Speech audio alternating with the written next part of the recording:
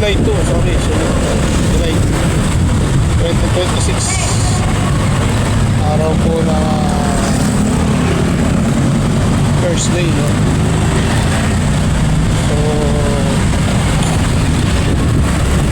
So bukas ay Friday. Pupunta po kami ng senior bukas.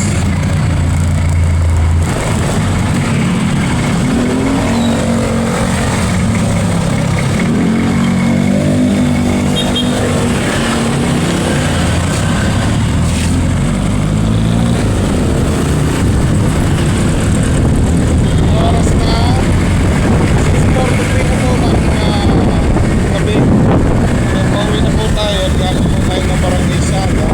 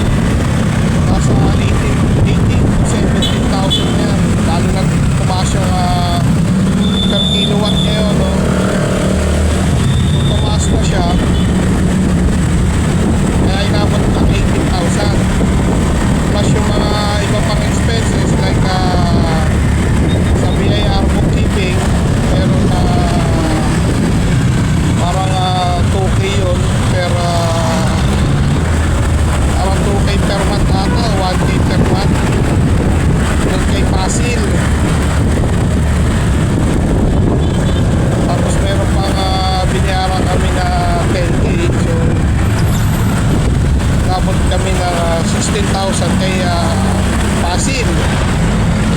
Ngayon yung aming monthly dues, syempre ang dami na nagpo-fully paid ng 1 year. So yun, malamang habang tumatagal pababa ng pababa yung aming makukolekta dahil nga sa may mga nag advance pay na. Yun. So dito na tayo sa may Puluwedsi tayo yung dadaan. Dahil mag-alas 7 na, sa biyahe na yung umuwi ng alas 6.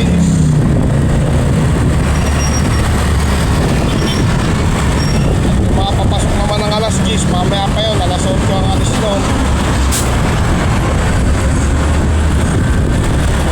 At yun, at habang tumatagal, mas tumatatag pa kami na ipagpatuloy yung aming mungkahin na magkaroon ng mga sumusunod, no? Kagaya ng clubhouse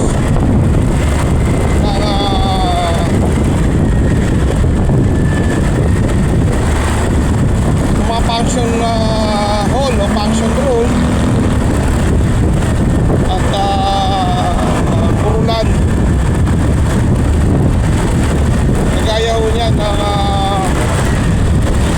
pag kami namamatay sa village namin o sa aming nasasakupan, siyempre maliit na nga yung space ng bahay mo, maliit pa yung skinita or street or block, tapos yung main road ganoon din, tatayuan mo pa ng tent. So diba, hindi sobrang inconvenient para doon sa maglalamay kasi masikip.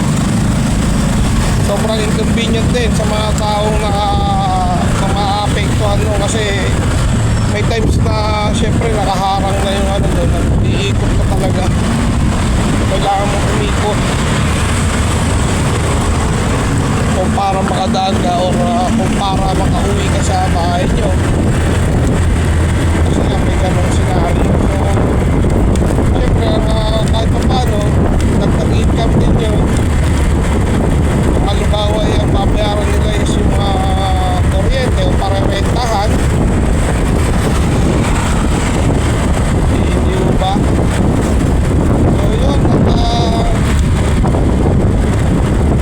marami kami plano yung clubhouse para sa mga nagsusumba, kasi kaagaw ko namin sa yung sumba yan papandaan sila, hindi naman nagpapapayata ng mga nagsusumba.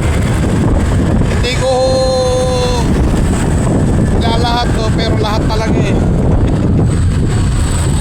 halos lahat na nagsusumba hindi naman napayat diba?